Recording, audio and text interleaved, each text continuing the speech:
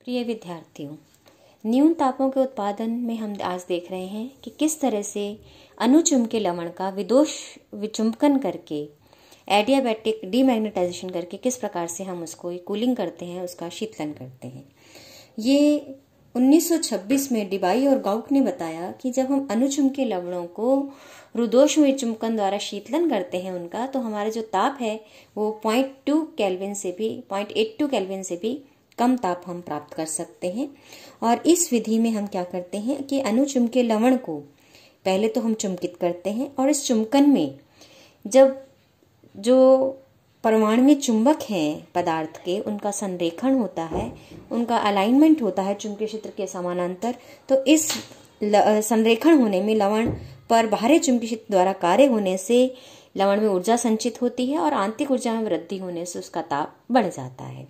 और अब हम जब चुंबकित लवण का रुदोष विचुंबकन करते हैं, यानी रुदोष विचुंबकन का मतलब कि चुंबकीय क्षेत्र को जब हटा दिया जाता है उस पे से, तो इस विचुंबकन में जब चुंबकीय क्षेत्र हटा देते हैं तो अणु अपनी वास्तविक स्थिति में आना चाहते हैं, और जब वो वास्तविक स्थिति में आना चाहते हैं तो अपनी ऊर्जा को खर्च करते हैं, और जब वो अपनी ऊर्जा को खर्च करते हैं तो वो लवण का जो ताप है उस स्थिति में क्या हो जाता है, कम हो जाता है।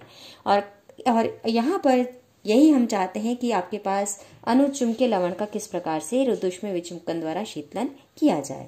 तो यहाँ एक प्रायोगिक व्यवस्था हमने दिखाई है। तो यहाँ पर ये जो सेंटर में हमने एक लवण रखा हुआ है, ये अनुचुंबकीय लवण गैडोलिनियम सल्फेट का है। इसको एक कांच की नली में हमने रखा है जिसका निर्वात पंप से संबंध है। और इस कांच की नली को हमने क्या किया है, एक द्रव हीलियम से भरे इस पात्र में रख दिया है। और अब इस पात्र को भी एक और पात्र जिसमें कि द्रव हाइड्रोजन भरी हुई है उस पात्र में हमने रख दिया है, और इस पूरी व्यवस्था को हमने दो शक्तिशाली चुंबकीय ध्रुवों के बीच रखा है। अब हम क्या करते हैं कि और इस नली के चारों ओर हमने क्या कर रखा है, तारे लपेट रखी हैं जिसके द्वारा हम ताप इसका गैडोलिनियम सल्फेट का ताप भी ज्ञात कर सकते हैं। अब हम क्या करते हैं, जो कांच की नली है उसमें जो हमने जो मात्रा ली है, जो कुछ मात्रा हमने गैडोलिनियम सल्फेट की ली है, और उसमें हम क्या करते हैं, हीलियम गैस को प्रवाहित करते हैं। यहाँ से हीलियम गैस की भी कक्षा से आ रही है। तो हीलियम गैस को जब हम प्रवाहित करते हैं तो लवण का जो है वो द्रव हीलियम के साथ भी क्या बन जाता है, ऊष्मीय संतुलन हो जाता है। अब यहाँ पर हम क्या करते हैं कि आपके पास इस वाल्व को बंद कर रखा है, तो अब इस वाल्व को हमने बंद कर दिया है, तो थोड़ी सी इसमें द्रव हीलियम हमने भरी है। अब जब द्रव हीलियम हमने इसमें भरी है और इसका संतुलन बाहरी द्रव हीलियम के साथ है, अब हम इसको क्या करते हैं, मैग्नेटाइज करते हैं। अब जब मैग्नेटाइज करते हैं तो इसका ताप बढ़ता है, जो यहाँ पे हीलियम गैस है, अनुचुंबकीय लवण का भी ताप बढ़ता है। तो ये जो द्रव हीलियम भरी थी वो गैस में बदलती है, और इस गैस को हम निर्वात पंप से निकाल देते हैं। और जैसे ही हम इस गैस को निर्वात पंप से निकालते हैं तो जो गैडोलियम सल्फेट है वो ऊष्मा रुद्ध हो जाता है। और अब ये ऊष्मा रुद्ध हो गया, मतलब अब ये ऊष्मा और ग्रहण नहीं कर सकता है। तो क्योंकि एक तरह से यहाँ पर जो हमने ये जो नली ली थी इसमें से द्रव हीलियम से जो गर्म हुआ लवण चुंबकीय क्षेत्र लगाने पर तो ये गैस में बदल गया और गैस हमने निकाल दी बाहर। तो अब इसको उस जो द्रव हीलियम से ऊष्मा मिल रही थी गैस बनने से भी, वो ऊष्मा इसको मिलनी बंद हो जाती है, तो ये ऊष्मा रुद्ध हो जाता है। अब उस ऊष्मा रुद्ध होने पर जब हम क्या करते हैं, इस चुंबकीय क्षेत्र को हटा देते हैं, और जब हम इस चुंबकीय क्षेत्र को हटा देते हैं तो लवण का विचुंबकन होता है, और इस विचुंबकन में लवण अपनी ऊर्जा खर्च करता है, इसलिए लवण का ताप कम हो जाता है।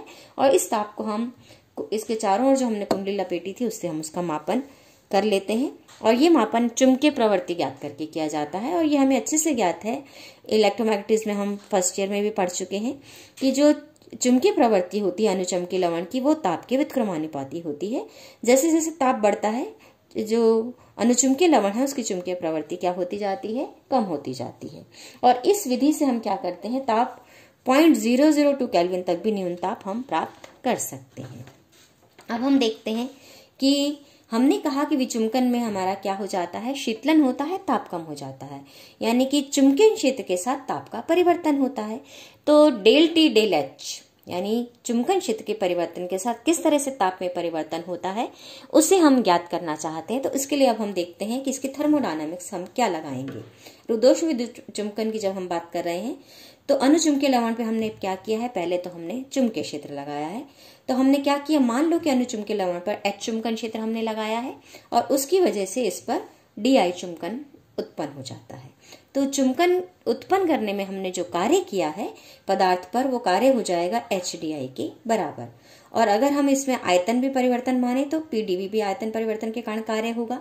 तो कुल कार्य जो पदार्थ द्वारा हो जाएगा वो हो जाएगा PdV minus HDI। Minus sign हमने HDI पे इसलिए लगाया क्योंकि हम यहाँ लिख रहे हैं पदार्थ द्वारा कुल किया गया कार्य, जबकि चुंबकीय क्षेत्र पर चुंबकन द्वारा चुंबकन में कार्य किया जा रहा है पदार्थ पर, इसलिए साइन यहाँ हो गया है माइनस का। और चूंकि ठोस पदार्थ अनुचुंबकीय लवण कैसा हमने लिया है, ठोस लिया है, इसलिए उसके आयतन में परिवर्तन नहीं होगा, तो इसलिए PdV को हम नगण्य मान लेते हैं। तो पदार्थ पर जो चुंबकीय क्षेत्र द्वारा जो कुल कार्य किया गया है वो हो जाएगा माइनस HDI के बराबर। और ऊष्मागतिकी का प्रथम हम नियम जानते हैं कि जो निकाय को कुल ऊष्मा दी जाती है वो निकाय अपनी आंतरिक ऊर्जा में परिवर्तन और निकाय द्वारा उसके कार्य किया जाता है उसमें खर्च करता है वो। तो dq is equal to du plus pw होता है और द्वितीय नियम से ये dq tds के बराबर होता है। अब हम यहाँ dw का मान रख देते हैं तो tds मुझे मिल जाता है du माइनस HDI के बराबर। अब हम चूंकि ऊष्मागतिक संबंधों को लगाना चाहते हैं मैक्सवेल के ऊष्मागतिकी देखने के लिए, और ऊष्मागतिक संबंधों में संबंध हमारे पास PV और TS के मध्य होता है, तो यहाँ हम P को रिप्लेस कर रहे हैं माइनस H से चुंबकन क्षेत्र से और आयतन को रिप्लेस कर रहे हैं चुंबकन तीव्रता से। और अब हम लगाते हैं मैक्सवेल का थर्ड रिलेशन, और थर्ड रिलेशन क्या कहता है कि कांस्टेंट एंट्रोपी पर प्रेशर के साथ जो ताप का परिवर्तन है वो कांस्टेंट प्रेशर पर एंट्रोपी के साथ आयतन के परिवर्तन के बराबर होता है। तो हमने क्या किया, यहाँ पे P को माइनस H से रिप्लेस कर दिया और जो V है उसको I से रिप्लेस कर दिया। तो रिलेशन मेरा क्या बन जाता है कि del T del H at constant entropy should be equal to del I del S at constant, आपके पास एंथैल्पी है, ये H है एंथैल्पी कांस्टेंट, क्योंकि अब यहाँ पर हम चलते हैं, H यहाँ पर चुंबकन क्षेत्र है, तो H यहाँ पर चुंबकन क्षेत्र हमने लगाया था, उस आधार पर हम काम कर रहे हैं। तो अब यहाँ पर मैंने क्या किया है कि जो कि dq का मान TdS होता है तो S का मान dq अपॉन T हो जाएगा। तो डेल्टा S का मान मैंने dq अपॉन T रख दिया है और ये है कांस्टेंट आपके पास चुंबकन क्षेत्र के लिए। H है यहाँ पर, H हमारे पास यहाँ पर क्या है, चुंबकन क्षेत्र है। तो डेल T डेल H का मान जो मुझे मिल जाता है, यानी कि चुंबकन क्षेत्र के साथ, चुंबकन क्षेत्र में परिवर्तन के साथ किस तरह से ताप में परिवर्तन होता है वो इस बात पे निर्भर करेगा कि ताप के परिवर्तन के साथ किस प्रकार से चुंबकन तीव्रता में परिवर्तन हुआ और लवण को ऊष्मा देने के साथ साथ किस प्रकार से उसके ताप में परिवर्तन होता है। और ये हमें अच्छे से मालूम है कि जब चुंबकीय क्षेत्र में परिवर्तन होता है तो लवण के ताप में भी परिवर्तन होता है। तो अब इसलिए जब हम क्या करते हैं कि जब लवण के ताप को द्रव हीलियम के हम पात्र में रखते हैं तो लवण का ताप द्रव हीलियम के ताप के समन्वय में आता है, उसकी साम्य अवस्था में आता है, उससे आपके पास तापीय साम्य बनाए रखता है। उसके तापीय साम्य बनाए रखने के लिए लवण को क्या करना पड़ेगा, ऊष्मा निष्कासित करनी होगी। क्यों? क्योंकि उसका हमने चुंबकन किया, तो उस चुंबकन में लवण ने ऊष्मा ग्रहण की है, तो उस ऊष्मा को द्रव हीलियम के साथ संतुलन बनाए रखने के लिए उसको निष्कासित करना होगा। इसलिए जो dq का मान होगा वो हो जाएगा minus T del I del T at constant चुंबकन क्षेत्र इंटू DH के बराबर। अब यहाँ पर जो ऋणात्मक चिन्ह है वो ये बताता है कि ताप वृद्धि से चुंबकन तीव्रता में क्या आती है, कमी आती है। और अगर हम इस प्रक्रिया को रुद्धोष्म मान लें तब उस स्थिति में जो लवण को दी गई हीट है वो हो जाएगी mCH dt के बराबर। यहाँ CH क्या है, विशिष्ट ऊष्मा है किसी चुंबकन क्षेत्र H पर। अभी तक हमने CPCV पढ़ी हुई है कि नियत दाब और नियत आयतन पर विशिष्ट ऊष्मा नियत दाब पर Cp लिखी जाती है, नियत आयतन पर Cv लिखी जाती है। चूंकि यहाँ हमने P को किससे रिप्लेस किया है, माइनस H से रिप्लेस किया है, इसलिए यहाँ हम जो विशिष्ट ऊष्मा की अनुचुंबकीय लवण की बात करेंगे वो हम बात करेंगे कांस्टेंट चुंबकन क्षेत्र पर। तो CH क्या है, यहाँ पर कांस्टेंट चुंबकन क्षेत्र पर विशिष्ट ऊष्मा का मान है। तो यहाँ पर जो dq हम लिखेंगे उस स्थिति में, तो dq का मान विशिष्ट ऊष्मा के डेफिशिएंसी से हो जाएगा mCH dt, जहाँ m क्या है, अनुचुंबकीय लवण का द्रव्यमान है। तो जो dq का मान है, अगर हम एकांक द्रव्यमान के लिए काम कर रही हूं मैं तो m को 1 रखूंगी, और जब मैं m को 1 रखूंगी तो जो dq का मान आ जाएगा वो हो जाएगा CH dt के बराबर। और अगर ये CH dt के बराबर है तब उस स्थिति में यहाँ हमने इसको dq की जगह CH dt रिप्लेस किया, तो CH dt का मान हो गया minus T del I del T H dH के बराबर। अब यहाँ पर हम क्या करते हैं कि जो डी आई या फिर यहाँ से हम क्या करते हैं डेल टी डेल एच का मान निकालते हैं, जो कि हम निकालना चाहते हैं कि जब हम चुंबकीय क्षेत्र में परिवर्तन करते हैं तो किस प्रकार से चुंबकन तीव्रता में परिवर्तन होता है और चुंबकन तीव्रता में परिवर्तन होने से किस प्रकार से ताप में परिवर्तन आता है लवण के। तो ओवरऑल चुंबकन क्षेत्र में परिवर्तन से किस प्रकार से लवण का ताप बदलता है। तो डेल टी डेल एच का मान इस समीकरण से हमें मिल जाएगा। यहाँ डेल एच को मैं इधर ले आऊंगी और सी एच को इधर ले जाऊंगी, तो ये मेरे बन जाता है formula. Del T del H का मान हो जाता है T upon C H del I del T at constant चुंबकन क्षेत्र पे। अब यहाँ पर ये सुदोष प्रक्रिया है, इसलिए एस का मान मैंने नियत रखा है। अब मुझे चाहिए डेल आई डेल टी का मान। तो इसके ज्ञात करने के लिए हम क्या करते हैं, हम क्यूरी का नियम लगाते हैं। और क्यूरी का नियम हम जानते हैं कि कांस्टेंट अपॉन की जो अनुचुंबकीय लवण की जो प्रवृत्ति है वो इनवर्सली प्रोपोर्शनल होती है टेम्परेचर के। प्रोपोर्शनलिटी साइन हटाते हैं तो एक कांस्टेंट आता है जिसे हम क्यूरी नियतांक कहते हैं। और काई की जो डेफिनेशन है वो ये हम देख चुके हैं कि जो चुंबकीय प्रवृत्ति है वो आई अपॉन एच के बराबर होती है, क्योंकि जो चुंबकन तीव्रता है डेट इज प्रोपोर्शनल टू चुंबकन क्षेत्र।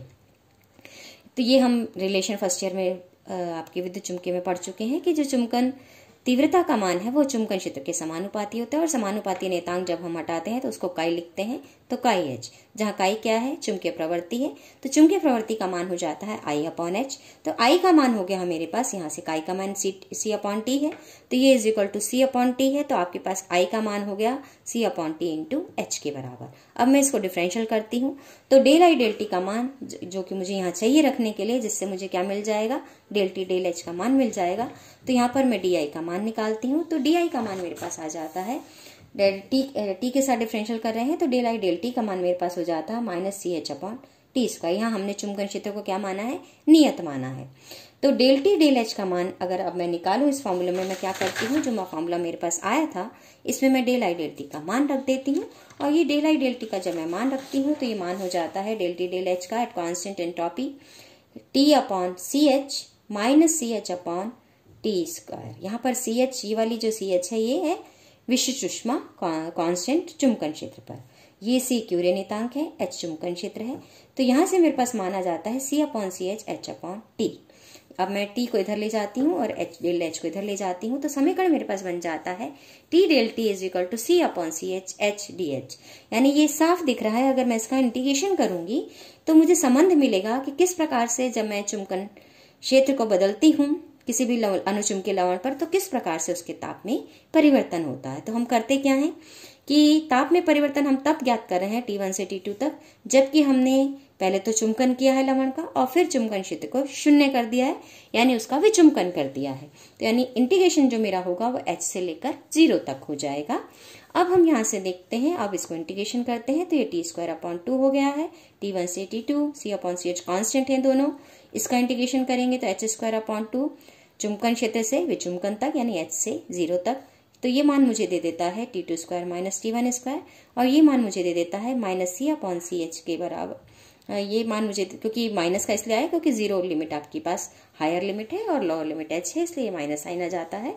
तो minus C upon C H H square, या फिर T2 स्क्वायर का मान हो जाएगा T1 square minus C upon C H H square, या T2 is equal to T1 square हमने बाहर ले लिया तो पावर, यहाँ मैं T2 का मान निकाल रही हूँ तो पावर हाफ भी करूंगी, तो ये T1 बाहर 1 minus C upon C H H square upon T1 square power half. तो यहाँ साफ दिख रहा है कि यहाँ 1 माइनस समथिंग है, तो T2 का मान हमेशा T1 से कम आएगा। और ये T1 कितना कम होगा, T2 का मान T1 से कितना कम होगा, यानी बाद का टेम्परेचर लवण के प्रारंभिक टेम्परेचर से कितना कम होगा, ये डिपेंड करेगा इस बात पर कि कितना उसका चुंबकन करके फिर विचुंबकन किया गया है। तो जितना ज्यादा चुंबकन करके विचुंबकन किया जाएगा उतने ही ताप में कमी अधिक से अधिक आएगी। ये हमें पता लगता है जब हम ऊष्मा गतिकी देखते हैं रुद्धोष्म विचुंबकन की। अब एक ग्राफ के द्वारा हम इसको समझाते हैं, और ये ग्राफ चूंकि ये प्रक्रिया पूरी कांस्टेंट एंट्रोपी पे की गई है, रुद्धोष्म विचुंबकन किया गया है, तो इसलिए ये रुद्धोष्म विचुंबकन के लिए हमने ये कर्व एस और टी में खींचा है। तो सबसे पहले यहाँ पर एक कर्व हमने दिखाया है, जब h इज इक्वल टू 0 होता है तो चुंबकन कर्व किस तरह से हमें मिलता है। लवण के लिए, और जब H कोई चुंबकीय क्षेत्र उस पर लगा दिया जाता है तो S और T वर्सेस दो कर्व हमें मिलते हैं, एक H=0 के लिए और एक H के लिए। अब इन दो कर्वों के आधार पर, इन दोनों वक्रों के आधार पर हम समझाते हैं रुदोष विचुंबकन को। तो सबसे पहले समतापीय चुंबकन किया गया, किस पर? किसी T1 ताप पर।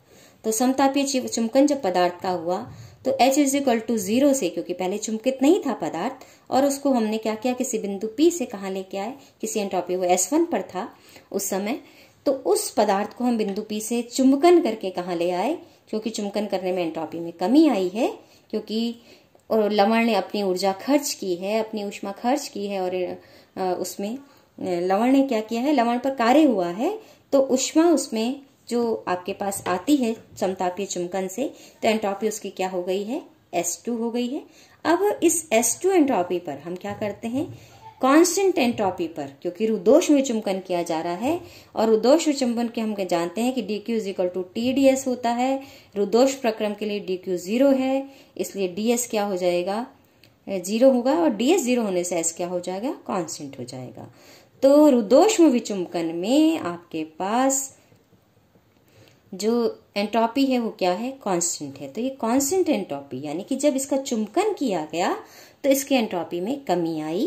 अब इसके एंट्रोपी में जब कमी आई है, क्योंकि अणुओं का संरेखण हुआ है, तो इसकी जब कमी आती है एंट्रोपी में, तब उस स्थिति में एंट्रोपी कहाँ से कहाँ हो गई, S1 से S2 हो गई है। तो इस समतापी चुंबकन में एंट्रोपी में कमी आई, और जब हम इसका रुदोष विचुंबकन करने जा रहे हैं तो हम कांस्टेंट एंट्रोपी पे काम कर रहे हैं। तो ये एंट्रोपी अब कांस्टेंट है, यहाँ पर रुदोष विचुंबकन किया जा रहा है। लेकिन ताप हम जब देखते हैं कि हम विचुंबकन करके हम कहाँ से कहाँ जा रहे हैं, H वाले कर्व से लेकर कहाँ जा रहे हैं, H=0 वाले कर्व पर जाएंगे, और यानी हम Q से R की ओर जाते हैं। तो एंट्रोपी में क्या ताप में क्या दिख रही है हमें, ताप T1 यहाँ ज्यादा था, यहाँ ताप T2 एकदम से बहुत ज्यादा कम हो जाता है। तो समतापीय चुंबकन, यानी आपके पास एंट्रोपी में कमी आ रही है लेकिन ताप वही है। और जब हम विचुंबकन करते हैं तो चुंबकन वाले कर्व से जब विचुंबकन वाले कर्व की ओर बढ़ते हैं तो हम ये देखते हैं कि इस रुदोष विचुंबकन में एंट्रोपी तो कांस्टेंट है, लेकिन ताप में बहुत अधिक कमी आ जाती है। तो ये था किस प्रकार से हम ST वक्र से रुदोष विचुंबकन को समझ सकते हैं, समतापीय चुंबकन और उसके बाद रुदोष विचुंबकन के द्वारा। तो ये था हम किस प्रकार से अनुचुंबकीय लवण का जो ताप है वो कम से कम कर सकते हैं रुदोष विचुंबकन के द्वारा। यानी पहले हम उसको चुंबकित करेंगे और फिर बहुत अधिक चुंबकन करने के बाद सडनली हम उसका विचुंबकन करते हैं तो पदार्थ का बहुत अधिक अनुचुंबकीय लवण का शीतलन हो जाता है।